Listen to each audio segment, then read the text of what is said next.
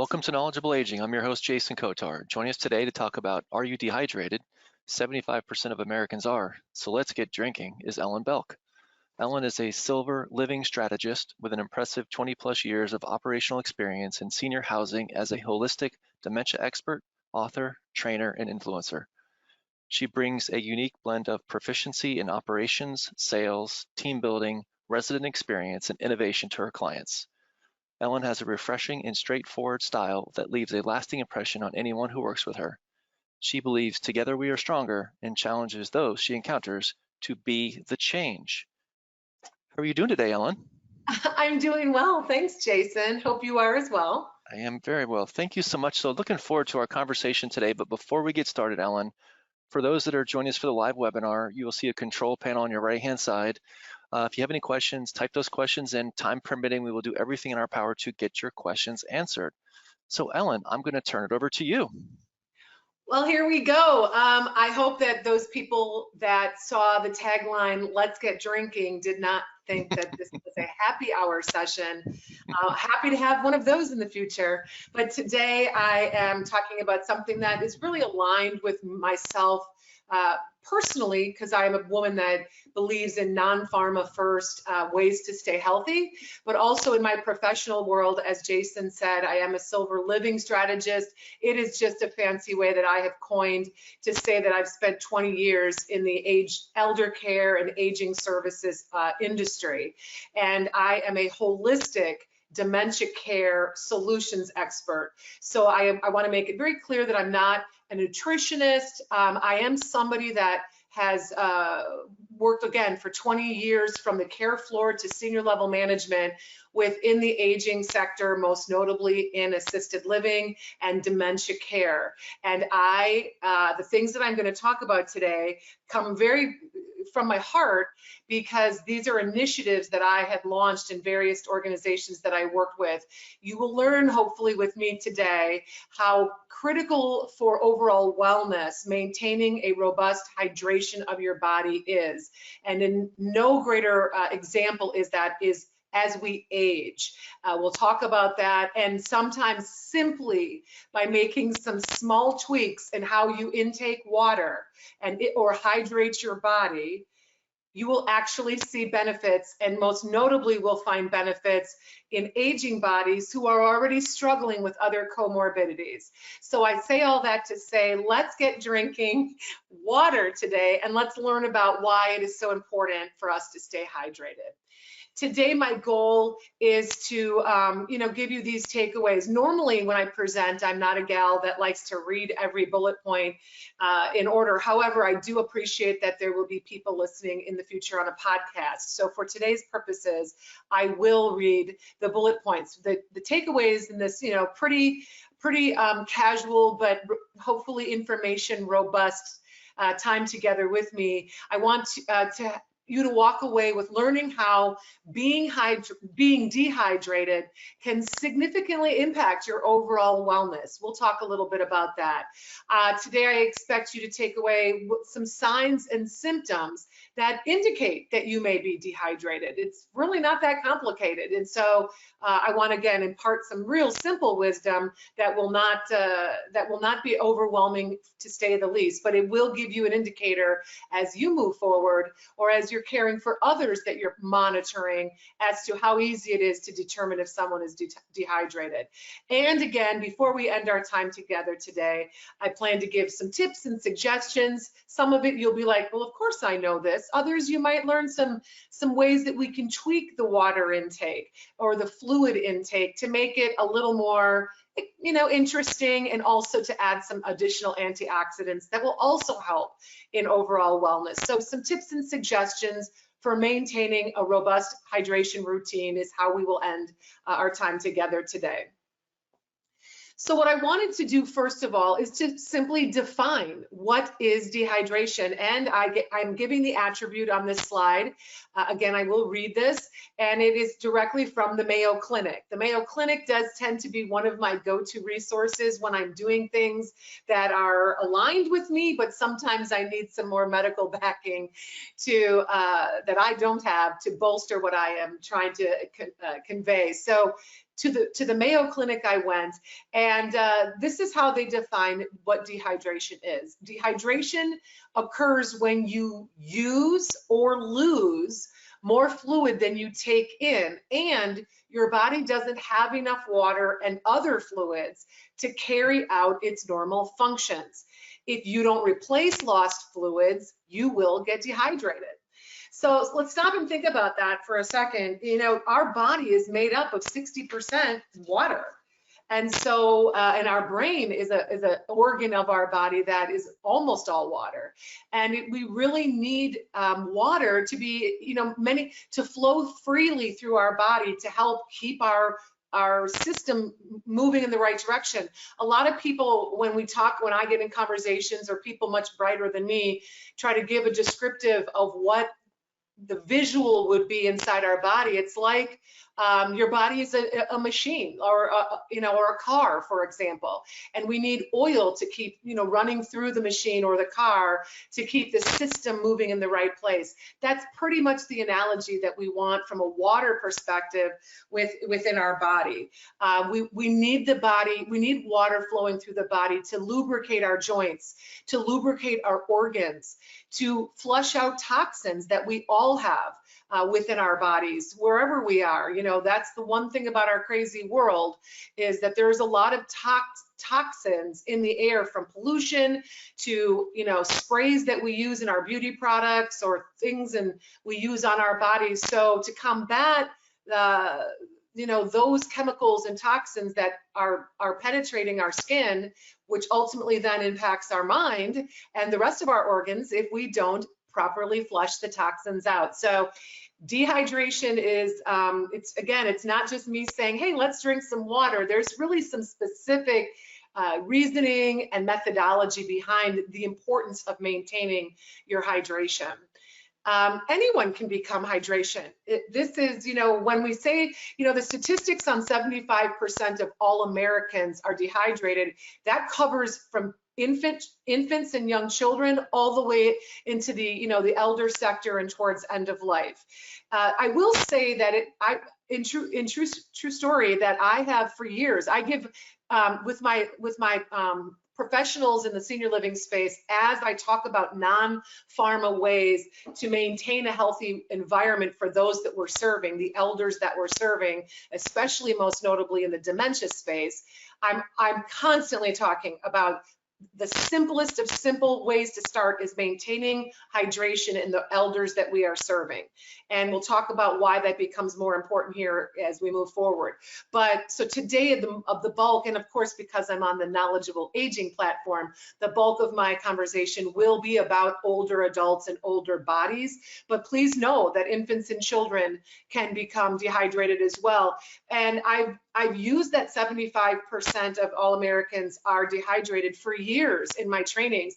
And when Jason and I talked about that this would be a presentation that he thought his audience would appreciate, I had been doing this presentation for so long, I kind of went back and I wanted to see if there's been some updates. Well, interestingly enough, in updates in terms of statistics or methodology, and interestingly enough, I came to uncover in the wild world of Google that we live in, that 75% percentage that I've been using for so many years when I originally created my knowledge and understanding and trainings about dehydration, it seems to me, and this may or may not make sense, it seems now that the word on the curb is that it was the water companies that kind of non-scientifically put that statistic out there.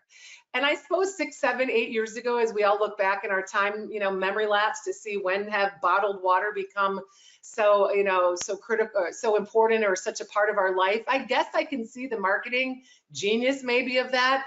But fast forward to me getting ready for this presentation, the statistic may not be that high, but the the philosophy remains the same within the healthcare and within the, the nutritional world, and doctors in general, primary docs in general, who do say that dehydration, they will not commit to 75%. So I want to just be very in full disclosure. I'd given Jason that title before I, started to do the updated research. But chronic dehydration, hydration in general, these are common maladies that do bring aging bodies, most notably, to the emergency room, to the hospital, so that the doctors still are in lockstep saying that this is a condition, an issue that is easily manageable, but when left unchecked, they absolutely are treating more aging bodies with it. So with that being said, on my slide under older bodies, it does talk about that, again, anyone can be dehydrated, from children to aging bodies, but in older adults, let's think about why dehydration is such a possibility. The body's fluid reserve becomes smaller in older adults. Additionally, their ability to conserve water is reduced, and most notably, and this I witnessed firsthand, the quote unquote thirst sense, their sensibility that they need water, does become less acute as we age. I would like to insert here again, remember my dementia expertise. Keep that in mind. If you have someone in your inner circle, or if you are a professional caring for people with dementia or any type of cognitive decline, whether it's just age-related forgetfulness, or of course an actual dementia due to Alzheimer's, Lewy body, frontotemporal, or all the other ways people can have dementia. Remember, in a demented mind, the brain is going into atrophy, and so therefore that thirst sense, that ability to recognize, I'm thirsty, I must drink, that's compromised. And so again, that's why it's not uncommon in aging bodies to see that there is a higher impact, a higher incidence of dehydration. In yellow, I've put this in yellow because I find this to also be, a very important point. Chronic illness. If someone has diabetes, obviously we've talked about dementia. Medication side effects. I have two aging in-laws that don't have dementia, but I can see that there is dehydration. Both are on a significant amount of medication. When I see the sallow skin, when I see the dry mouth, maybe you'll see some licking of the lips, chapped lips. That absolutely can be an indicator that there are medication side effects. So we should be mindful of that. If you yourself or other people in your circle are taking medications that may cause dehydration, on the box warning, take note of that. This means we need to increase our water intake to overcompensate for what the medication side effects may be doing. Those people, again, with chronic illness, the diabetes, kidney disease, and I'm sorry, excuse me, let me repeat that. When you have the chronic illness of diabetes and kidney disease, when they're uncontrolled or untreated, that's another problem. You may not know you have diabetes or kidney disease. You might not be, again, doing you have a chronic illness that makes you have to take increased medication. And again, sometimes a lot of the medication will also increase your need to urinate. So certain medications create a dynamic where you urinate more frequently, therefore you're losing fluid. And if you don't refill your body with that fluid, you have an opportunity to become dehydrated. And of course, for any of our friends that live in southern or warm states, or any time of year wherever we live, hot and humid conditions where your body temperature is elevated, whether you work outside, exercise outside, or simply live in a hot climate, again, you have an opportunity or a possibility that dehydration can set in. Dehydration, as I've indicated, impacts overall wellness. And I want to read the top of this, the top portion of this slide very clearly. Even mild dehydration can affect every part of your body, from your gut to your brain. Again, it doesn't have to be chronic dehydration. Even this fact that your body is slightly dehydrated. Let's keep in mind from an overall wellness perspective, those of you that follow, holistic methods of health, you know that most chronic issues or diseases or problems within the body stem from your gut health. Your gut is kind of the conduit to the health of the rest of your body. When your gut is inflamed, problems ensue. Likewise with your brain. When your brain is not getting the oxygen and the water, and remember, I told you it's primarily an organ made of water. If it's not hydrated, again, you start to have the things that come along as the slide continues. Over time, if it becomes chronic dehydration, you have many more complications that can arise. Fatigue, joint pain, headaches, ulcers, high blood pressure, all can be, potential maladies that occur by being chronically dehydrated. Hello, let's get drinking. That's my mission here. And again, as we continue to talk about how it impacts overall wellness, and I have the picture on the slide of an aging body. Repeated bouts of dehydration, chronic dehydration can cause urinary tract infections. Those of us in the elder care space, this is a common thing that is the first thing we test for when we see a change in condition with the elders that we're serving. Urinary tract infection, also known as UTI, it is the first thing across the board that we test for by simply taking a urine sample of an elder when we see increased confusion, when there is lack of appetite, when there is more unsteady gait in their movements. It does signify more often than not, that there is something going on, and it tends to always come back to being dehydrated. So repeated bouts of dehydration can not only cause the urinary tract infections, but kidney stones and even kidney failure. There is even in the extreme cases, it can lead to seizures or low blood volume shock, which the diagnostic term for low blood volume shock is hypovolemic shock, which unfortunately can be deadly, all because we are chronically dehydrated. Again, I say, let's get drinking. So how do we know if we're dehydrated? Here's some signs and symptoms for adults. Yeah, I'm gonna get real with you right now. Pay attention to the color of your urine. You want your urine, I know you're gonna have to stand up and turn around and look, or gentlemen, you're just gonna have to glance down. We want you to pay attention to the color of your urine. It's by far the simplest way to determine and to stay in front of whether you are dehydrated or not. You want your urine, whoever you are, to be pale and clear, almost translucent. The other way to think of it in the bullet point below is think the color of wheat. And I put a convenient picture of wheat so you can see how lightly colored it is. There should not be, if it looks like corn, the color of corn, get drinking. You are dehydrated. More signs and symptoms that can kind of alert you, or those that you're caring for, that dehydration is imminent or has already set in. Extreme thirst, less frequent urination. If you're not taking in fluids, you're then not evacuating your fluids. And so if there's less urination, that's a sign that you're dehydrated. Fatigue, dizziness and confusion. So often people who feel fatigued, who feel like have word finding issues later in the day, they feel like they need to eat something. Oh man, I haven't eaten much today, I'm gonna eat. When in actuality, before you eat to fill up the dizziness and the fatigue, or to combat that, you should drink water as your first line of defense. It's simple. Here's some simple ways to increase your water intake. Obviously, drink more water.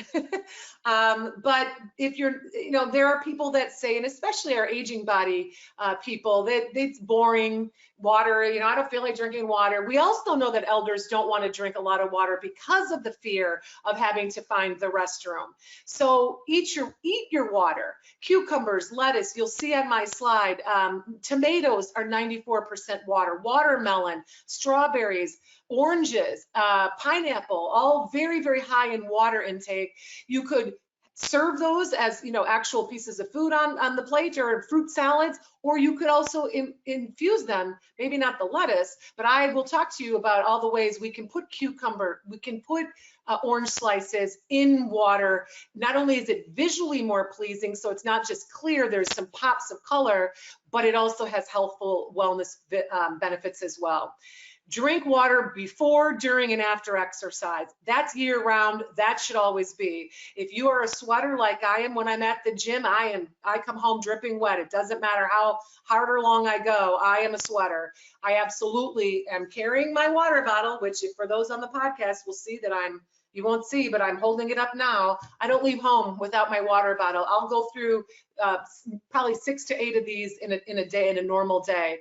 If you're feeling sick, the first thing you want to do is increase your water intake. Obviously, if you live in hot climates, or just as the seasons change, when the weather becomes more hot and humid, obviously increase your water intake. Here are some visual pictures of what this could look like if you know, ways to kind of infuse it more or add it more, add drinking water as more of a priority in your life. If you'll note on the upper left-hand corner, this is actually a picture from one of the communities that I supported in my national director role as a in dementia operations. Every year, twice a year, I would do a hydration station challenge. It was a signature part of what we did at the company I was involved with, where I wanted our professionals at the local level to have these robust and vibrant hydration stations. Look how beautiful that is. Again, this was in a professional setting. If you'll note there, I had them have a sign posted as to the benefits and the other healthful benefits that the citrus and the cucumber added to the water.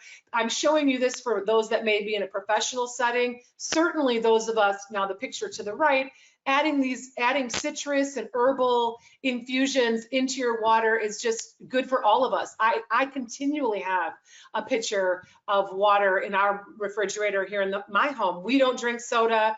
I don't drink coffee. I drink green tea and I drink infused water because for a variety of reasons, but that's mainly because it's a wellness it's a wellness solution for me personally. And I have the picture in the lower left of the, no offense to the water companies that may or may not have given us that 75% statistic, but I would like to say, we also know we're living in a world that's becoming a little more eco-friendly. And I personally, years ago, have switched to the stainless steel water bottles or any type of a transferable bottle. I prefer the stainless steel. It absolutely keeps things, depending on the grade of the steel, it keeps things cold, keeps things hot if that's what you want to have beverages in there. And additionally, if you are going to be using plastic water bottles, even if they're reusable plastic bottles, from an overall wellness perspective, you may consider getting a higher grade, one that says it does not have BPA. You don't want to be trying to flush out the toxins with good old-fashioned water while then drinking from a water bottle that has BPA in it, and which is obviously a toxin. So the last things to keep in mind as our time gets close to an end here, by the time you feel thirsty, by the time you notice that you're thirsty, guess what? You're already dehydrated. As this next bullet point says, proper hydration helps your muscles work more efficiently while also helping your kidney and liver function. It absolutely aids in digestion. It's great for the general health of your hair, skin, and your overall immune system. Hello, it's a beauty product as well. Drink more water. Have a plan. Have an H2O, I like to call it an H2O on the go plan. Carry reusable water bottles, whether they be stainless steel or, again, non-BPA plastic, or strategically stash water bottles throughout your home, your work, your car, wherever your life takes you, have easy access to water. And then again, I know we don't know each other well, but I do encourage you to keep your eye on the color of your urine. So with that, my friend Jason, I am going to stop and ask if anybody has any questions, because I'm so grateful for the opportunity to share my enthusiasm about the benefits of drinking water. Thank you so much, Ellen. Yes, really good information. As you had mentioned, the numbers have changed, at least the 75%. As we have aged, we've heard about how much water the body needs. Has there been change with that as far as how much we need as an individual? Yeah, thank you. That is such a good question because there has, from what I can tell, there used to always be like a standard number, Hmm. 10 glasses of water, 8 glasses if you're this or you're that.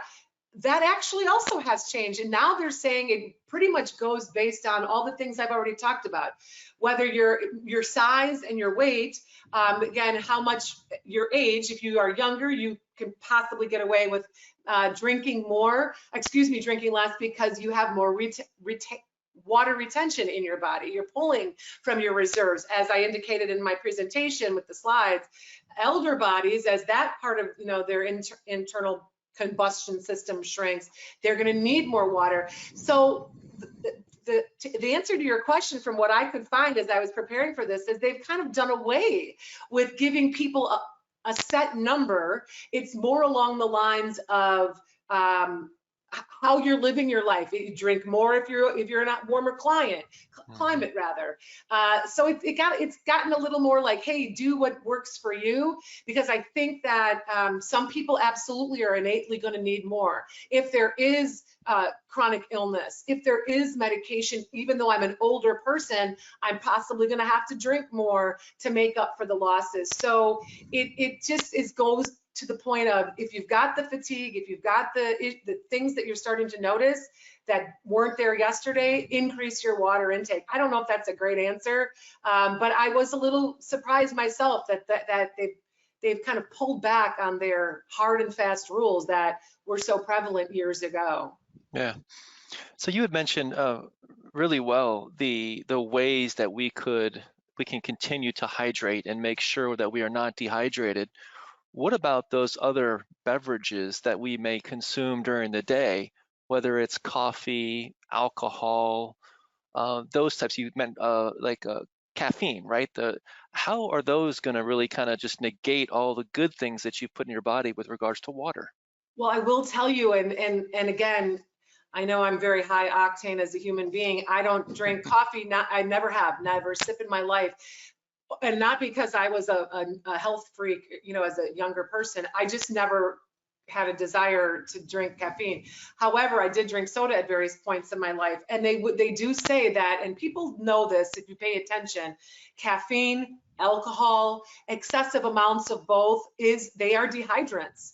So it's why, not for nothing, for those that are a little in the cups on a Friday evening, and you've got to be somewhere on Saturday morning, it's why you should be flushing out your body, drinking significant amount of water before you go to bed at night after a night of having fun with your friends and maybe overindulging in the alcohol. We've all been there, and so keeping a water bottle next to your bedside so you can drink throughout the night. Because alcohol and caffeine, whether it be in coffee or in sodas, they are dehydrating. So they're not satiating your thirst. That's more of a flavored beverage that feels good for all different reasons than satiating and re-energizing and hydrating your body. Yeah. Somebody asked, I know you're not a nutritionist, but do you have an opinion on the effect salt intake has on hydration? Yeah, well, it's interesting. That's a really good question. And for years, I'm an athlete. I'm an aging athlete now, but I was the girl that always drank my Gatorade until I then now fast forward to really trying to embrace in the last probably 12 to 15 years of my life, how I believe food is medicine. So I read every label. If I can't pronounce it, it doesn't come home with me. I say to my husband, do not bring home anything from the grocery store that has an X or a Z in it. That's not natural. But to answer the question about salt, I actually stopped drinking Gatorade because of that. When you flip it out, when you flip the bottle over and you see the red and blue and yellow, when you see colors in those are toxic additives that have their own history of not being great for your body. But Gatorade can be high in salt and sodium. And yes, so just like when you eat potato chips, which of course I'm not perfect, I'll eat those once in a while, they do, and they make you more thirsty. So, and the other thing is, yeah, so I'm a girl that can say, listen, everything in moderation, but be mindful of how the food that you're putting in your body, whether it be packaged food or processed food, when you see high levels of sodium, when you try to eat a Marie, no offense to Marie Callender, obviously this is non-sponsed, but I mean, look at the back of one of those pot pies. It's got like enough sodium in it to feed an entire village. So that's not good for the body, and it will absolutely increase your taste buds to want to, you know, to hydrate. So that's a really good question. You had mentioned that the numbers, as far as they're saying that there's no limit, if you will, as to how much water you can drink. So can you drink too much water? Yeah, yeah, this is where things get a little dicey. I probably misspoke on that because yes, you absolutely can drink Okay. too much. So it does, again, not totally prepared to have this, we can come back again, do a phase 2, because I do need to do a little more in-depth research on what the recommendations are. I mean, it's always good to go either to the CDC or the food pyramid, which by the way, the food pyramid has changed over the years as well with, Hmm. you know, now eggs are cool again. But that being said, even though they've blurred the lines a little bit on the intake, I did get the sense that it has more to do with lifestyle. What are you doing? How are you losing, or how are you not replacing your fluids? And then that's the way to kind of self-manage, but to be continued. I'm happy to do more research on that. But I also do encourage people. There are some good, like, you know, Mayo Clinic is also, I believe in that much more than WebMD. I also use the CDC and the National Institute for Health, NIH. I use those as my go-to resources as I'm doing not only this, but other things that where I speak to people about food being medicine. And again, water falls into that. So those are other websites that I encourage people to look at to get the most updated information. And just so you know, Ellen, for those that are with us today, we thank you for that. I do know I did ask Ellen to condense this. This is not usually a 30-minute webinar. So how can people find you? Let's just go there. If you ever want to see me again. This is, for those that can see the screen, I have a find and follow. You're welcome. These are QR codes. You're welcome to take pictures in the upper left-hand corner. That will take you to my website. But for those that are listening, you can find me on the web at Keep in Mind Inc. So it's Keep in Mind, like don't forget, with an INC, Keep in Mind Incorporated. So Keep in Mind INC.com. A direct telephone number where you can find me is, I'm in South Carolina. So the phone number is 803-396 3824. If you are, so I do not do much social media. As Jason knows, my only platform is LinkedIn. And again, for those of you that can see the screen, there's another QR code. Please, I invite you to click there and find me on and follow me on LinkedIn. I'm very active there. I do post a lot of things around the topic that we've talked about today, not exclusively. I will say though that I do have some free resources on my website. Again, keepinmindinc.com, obviously with all the W's in front of it. And I do a blog where I talk about grilling for success and how that's good for, you know, people in the aging sector to eat food from outside on a grill. That's just for a variety of reasons. I have some other things on holistic health that I write on my blog about. So again, that might be a resource that your participants might find some value in, Jason. Okay, well, thank you once again, Ellen. As far as Knowledgeable Aging, you can go to knowledgeableaging.com, see all of our upcoming and archived webinars. You can go to YouTube. We encourage you to subscribe. We update that several times per month. If podcasts are your thing, you can find us on Apple, Tunes, Spotify, etc. Till next time, I'm your host, Jason Kotar, and this is Knowledgeable Aging.